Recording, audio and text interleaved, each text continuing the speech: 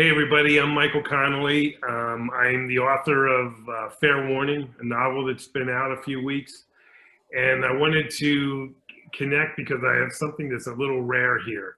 I write fiction, I write novels, but this book involves the clash of fiction, nonfiction, reality, uh, fantasy, or the fantasy that I make up in my stories.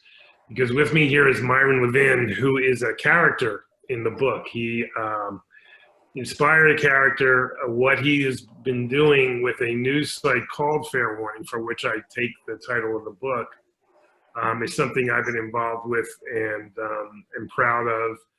And so I thought we'd take a few minutes here to talk about what we're doing. So first of all, I just want to introduce, this is Myron Levin, a longtime journalist who I worked with about 25 years ago at the Los Angeles Times, and we've stayed associated and I've been friends ever since. Myron, thanks for joining me. Well, thanks for inviting me. So I see, I'm the author and I got nothing behind me about it but a picture frame. Well, yeah, I mean, if you're interviewed or you record any kind of conversation, I think it's almost a law that you have to have books behind you to show how smart you are. So I went out and rented these. How do they look? The books look okay, but where are you? You're in LA, Pasadena? What? I'm in Pasadena. Okay, so you're in earthquake country, and I see on the top of the shelves there what looks like a heavy statue. And I don't know if that placement is good. Maybe not. Maybe that's a story for FairWarning. Yeah. Yeah, so I mean, hey, that's a good story. Maybe that statue was actually put up there only this afternoon. So that when people saw the books, they'd also see the statue. I don't know. I can't say. So you're trying to look smart and culturally. Yeah. Okay, sounds good. I'm doing my best. Okay, so let me just first say that the book FairWarning is about Jack McAvoy, a journalist I've been writing about for 25 years, but very infrequently. In fact, this is the first time we see Jack in 11 years, actually. And when we come to him, he's working at a news site called FairWarning.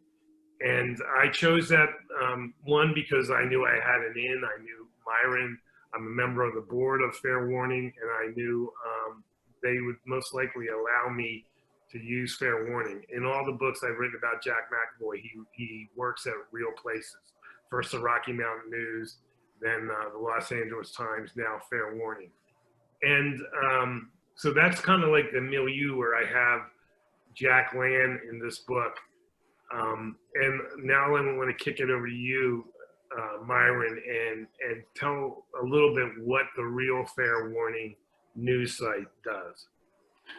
The Real FairWarning news site is a nonprofit investigative news organization. Our focus is public health, consumer labor, and environmental issues, and we strive to do accountability stories that ask questions of big companies and regulators about what they're doing or not doing to prevent harm to the public. And we publish on our website and we distribute our stories to partners around the country. What is the address for the record? www.fairwarning, one word, F-A-I-R warning.org. All right, cool. So that, it's a noble effort what you're doing, and I thought that all along. I think it's been about 10 years since you started, or we're coming up on 10 years, or we just passed 10 years. Just passed. Okay, and it's your brainchild. When you were at the LA Times, you did a lot of consumer protection reporting and so forth, and investigative reporting. And so what I do with Jack is I like to use the books. Obviously, they're supposed to be thrillers and they're supposed to be entertaining and page turners. That's always a priority. But I also like to use him to take a little measure of what's going on in our world in terms of the media. And I really felt compelled to write this book because of what was happening out there, and that is the eroding trust in the media, mostly promulgated through politicians and so forth.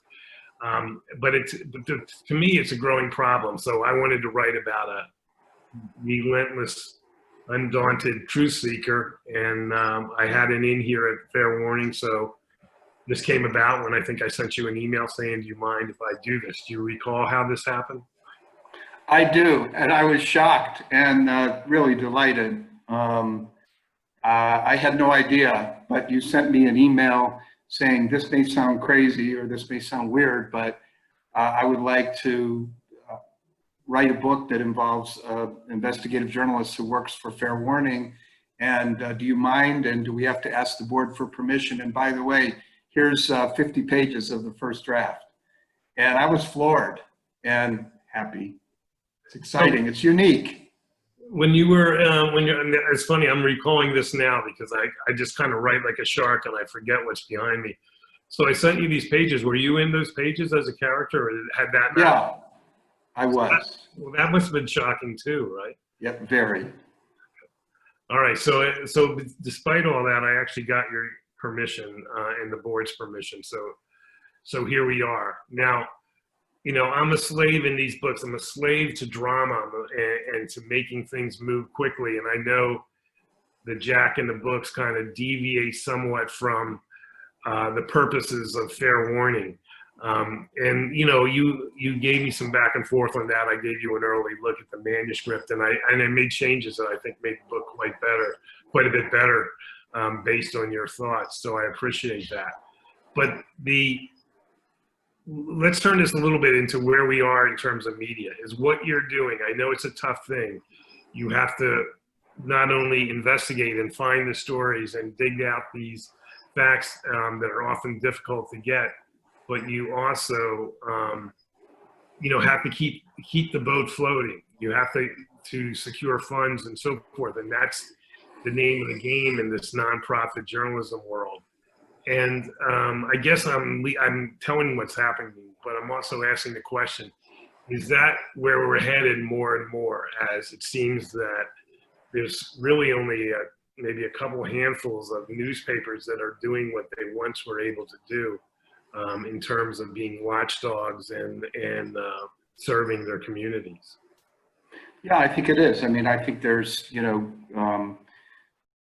2 or 3 major national newspapers that seem very strong and able to do a lot. And the rest of the world of traditional journalism is really eroding badly, has for several years. And I think without nonprofit journalism organizations, you know, the public is going to lose a lot of the, you know, the tough, you know, deeply reported journalism that, you know, that is essential in a democracy. And I think it's encouraging, actually, the growth of, you know, nonprofit media. I think it's very important, although whether it'll ever get us back to even where we were, which was imperfect for sure, remains to be seen. I think it all depends on whether people really embrace the idea that this is a charity, you might say, worth supporting, because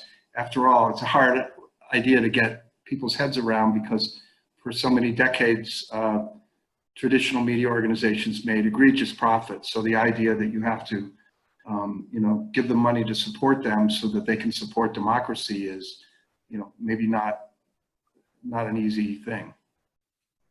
Yeah, I get that. In the book, Jack takes an untraditional way of getting into a story. He's interviewed as a person of interest by the LAPD involving a murder. And when he looks into it, it's part of his character not to wait to be cleared of being a person of interest. He's going to clear himself and he's going to look into it. And he, in a way, and this might not meet your level of expectation, but in a way he turns it into a story that is of import to consumers, especially consumers of DNA analytic services and so forth. So that's how I kind of finagled it in the world of fiction. In real life, how do you got a staff of 4 people, I think, including yourself. It's like a little dynamo. How do you go about choosing what Fair Warning in the real world is going to tackle as subject matter, as stories? The stories that we take on in large part are about harm or potential harm to the public because of something that business and regulators are doing or failing to do. That is our kind of signature story. And, you know, it's very important for us to do stories that wouldn't have been done, would never have gotten out to the public if we didn't do them. And not every story is like that. This is how we feel we earn our daily bread. We put information out there that people wouldn't get if we didn't do it. And because we're very small and because we distribute our content to other news organizations, it's really important for us to do stories that are exclusive or that are at least greatly advance the topic, because there's no point in us doing something 5% better or 5% worse than a major, much larger publication. So all of that guides our decisions about, you know, kind of what to cover. Okay, so you can be completely honest here. You've read my book, Fair Warning. Was there anything in there that you think could be a legitimate fairwarning.org story? Well, I mean, I think it turned out that, I mean, there was the incredible criminality and these data breaches that enabled this serial killer to do his dirty work. And so that's definitely a consumer story. You know, I mean, it just really started out as a straight murder mystery, which is something, you know, we don't cover, but it turned out to be, you know, have very important revelations, not just about a killer, but about the vulnerability of people to this kind of thing. Well, that's what I was getting at. You know, I'm an old reporter. I try to be as accurate as I can in my stories. And, you know, so I did my own reporting. I did a deep dive into that world because it was of interest to me. And I pretty much found, you know, you mentioned in what Fair Warning does, there's really no regulation of that industry. And I was like shocked to find that out. So much so that in the back of the book, I put an acknowledgement that this is not fiction, that, you know, the government, the Food and Drug Administration, FTC, and so forth are in a gathering stage of information, but they've been gathering this information for 5 years and not promulgating any kind of regulation or controls. And to me, from the standpoint when I found that out as a novelist, I'm like, wow, this is great, because I'm going to be able to get the Absolutely. bad guy, the villain who attacks his vulnerability. And you know, that's the fiction part. But the reality is it's an unregulated $1 billion plus industry. And so I was actually thinking that, you know, they say art imitates life, life imitates art. This is a situation where a novel might end up having, you know, a jumping point for some form of media to watch over. Well, maybe off camera or later we can talk about, you know, how to pursue this. Yeah, I hope you do. But anyway, so going back to what you were saying about having to, you know, nonprofit journalism and how to keep it going and so forth, we should probably mention, if you go to fairwarning.org, you can find out if you want a book that's inscribed to you from me, but also with a great thank you from Fair Warning. Go to the website there and you can make a donation and order one for, I guess, for most of the summer. We'll see. But anyway, that's what I wanted to say. Do you want to wrap up anything here? Talk more about your books or anything else? No. I think this just about covers it. We were. It was very generous of you to have us participate in the book. We're learning already that you have fans all over the world. We kind of knew this because we're having more people sign up as subscribers to our email newsletter. That's something people can do if they go on our website. We're having donations from people that have never given before, very helpful. So, and it's just been a real kick, I'd say. Some of the things that I'm saying in the book, I probably wouldn't say in real life, but that's okay. I mean, you're shielded by the guise of fiction. That's right. But going back to fiction, and we don't want to give spoilers away here, so don't talk about the end of the book. But knowing all you know of what Jack did now that you've read this book, remember you gave the approval when you'd only read 50 pages. Let's finish with this question. Would you invite Jack back to continue working at FairWarning? I'm not sure. I'd certainly invite him to drop off his resume again if he came back. I mean, he's obviously a great reporter. He landed, it turned out a great story. He had a conflict of interest in pursuing it. In real life, what would the Myron Levin or any editor have done about that? Maybe not the same things as in the book, but yeah, we'd certainly consider hiring him back. He's just that good. And, you know, he got the goods. I mean, that's, I think, the bottom line. All right, well, we got that on video, so I'm glad to hear that. Okay, so thanks, Myron. Thanks for joining me here, and good luck with FairWarning. It's an amazing site.